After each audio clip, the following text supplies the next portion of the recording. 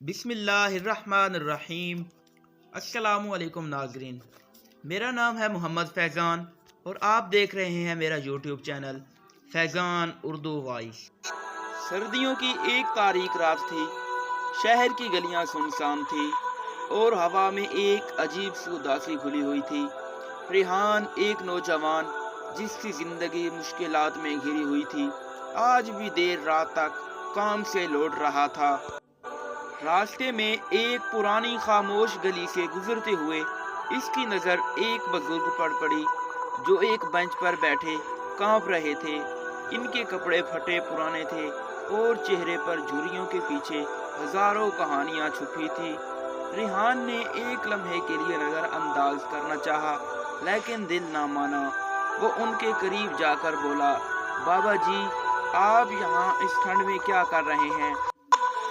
بزرگ نے تھکی ہوئی نظروں سے اسے دیکھا اور مسکرا کر بولے، بیٹا، بعض راستے ہمیں وہیں لے جاتے ہیں جہاں ہم جانے کا سوچ بھی نہیں سکتے۔ ریحان الجھن میں پڑ گیا۔ وہ ایک لمحے کے لیے سوچنے لگا کہ یہ بزرگ بس کوئی عام فقیر ہوں گے، لیکن ان کی آنکھوں میں ایسی چمک تھی جو عام نہیں تھی۔ کیا مطلب بابا جی؟ ریحان نے پوچھا۔ بزرگ نے ایک ٹھنڈی آہ بھری اور بولے، زندگی آزمائشوں سے بھری ہوتی ہے، لیکن ہر آزمائش ایک نصیحت بھی دیتی ہے۔ سوال یہ ہے کہ کیا ہم اسے سمجھ پاتے ہیں؟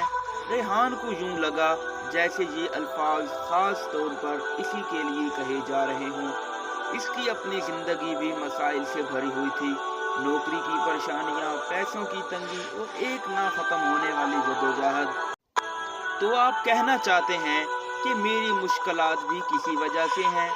ریحان نے حیرانی سے پوچھا۔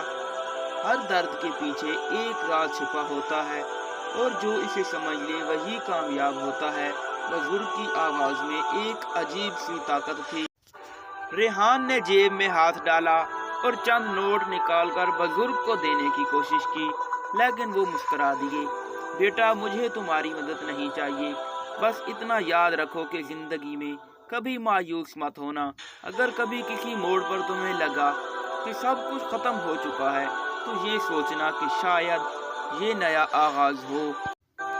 ریحان کچھ کہنے ہی والا تھا کہ اچانک ہوا تیز ہونے لگی۔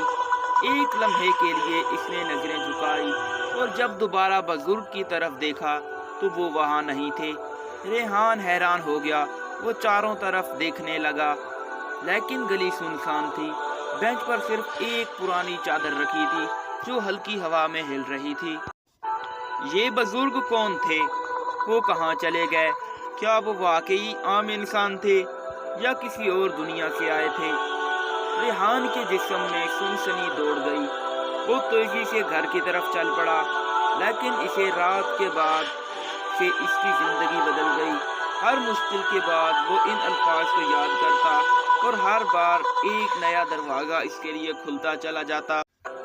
اگر کبھی کسی موڑ پر تمہیں لگا کہ سب کچھ ختم ہو چکا ہے تو یہ سوچنا کہ شاید یہ نیا آغاز ہو۔